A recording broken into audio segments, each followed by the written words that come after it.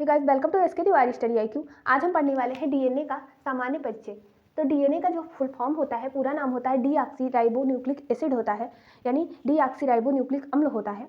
और जो डीएनए होता है वह एक प्रकार का आनुवंशिक पदार्थ है और एक प्रकार का जो है कोशिका के गुणसूत्र में पाया जाने वाला बृहद अणु है डीएनए। ठीक है, डीएनए जो होता है एक प्रकार का आनुवंशिक पदार्थ होता है। वो जो होता है डीएनए जनक से संतति में आनुवंशिक लक्षणों को वंशागत करता है। ठीक है, अब जो होता है डीएनए बना होता है वो पॉलीन्यूक्लियोटाइड चेन्स का बना होता है, पॉलीन्यूक्लियोटाइड चेन का। और जो पॉलीन्यूक्लियोटाइड चेन का जो है मोनोमर होता है वह होता है न्यूक्लियोटाइड। ठीक है, न्यूक्लियोटाइड के जो होते हैं दो घटक होते हैं। न्यूक्लियोटाइड जो होता है दो चीज़ों से मिलकर बना होता है, एक होता है न्यूक्लियोसाइड और एक होता है फास्फेट ग्रुप। ठीक है, अब बात करें न्यूक्लियोसाइड की, तो न्यूक्लियोसाइड के अंतर्गत भी दो चीज़ें आती हैं, एक है शुगर और एक है बेस। ठीक है, बेस। तो जो न्यूक्लियोसाइड होता है वह जो है यहाँ पे जो डीएनए होता है पेंटोज शुगर और नाइट्रोजनी क्षार और जो है फास्फेट ग्रुप से मिलकर बना होता है।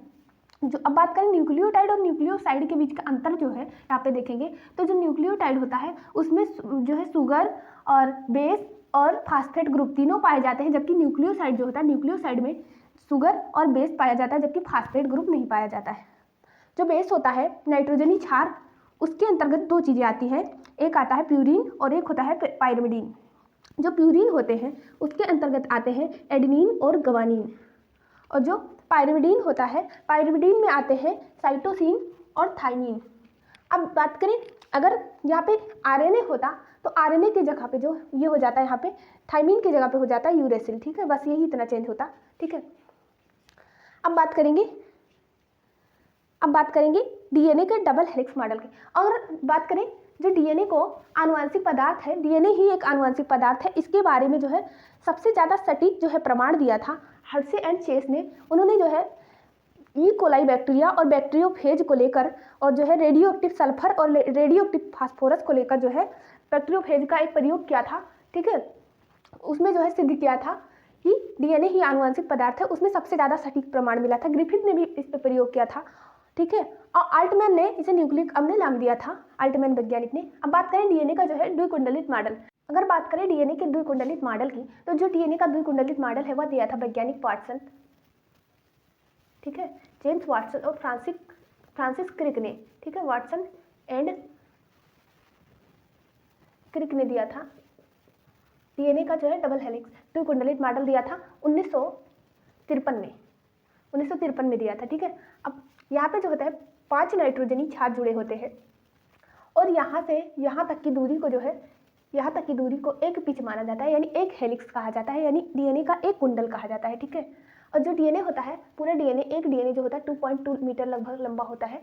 ठीक है, याद रखेंगे। और तो यहाँ से यहाँ तक की जो एक पिच की लंबाई जो होती है वह होती है 34 एंगस्ट्रॉम की। अगर नैनोमीटर में देखें तो 3.4 नैनोमीटर की होती है। ठीक है, नैनोमीटर की होती है। और जो इसका डायमीटर होता है, यहाँ पे मान लो एडेनिन है, यहाँ पे थाइमिन, यहाँ पे साइटोसिन है, यहाँ पे ग्वानिन है, यहाँ पे ग्वानिन है, यहाँ पे साइटोसिन है, यहाँ पे थाइमिन है, यहाँ पे एडेनिन है और यहाँ पे एडेनिन है, इधर थाइमिन। ठीक है, अब जो इसका डायमीटर होता है डीएनए का, एक व्यास होता है इसके कुंडल का, वो होता है 20 एंगस्ट्रॉम।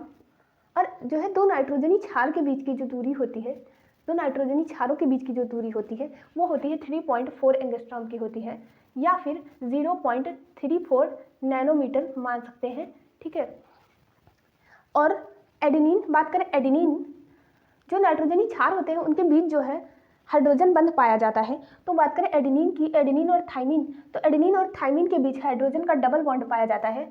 और जो साइटोसिन और ग्वानिन होता है उसके बीच जो है ट्रिपल बॉन्ड हाइड्रोजन का पाया जाता है। ठीक है,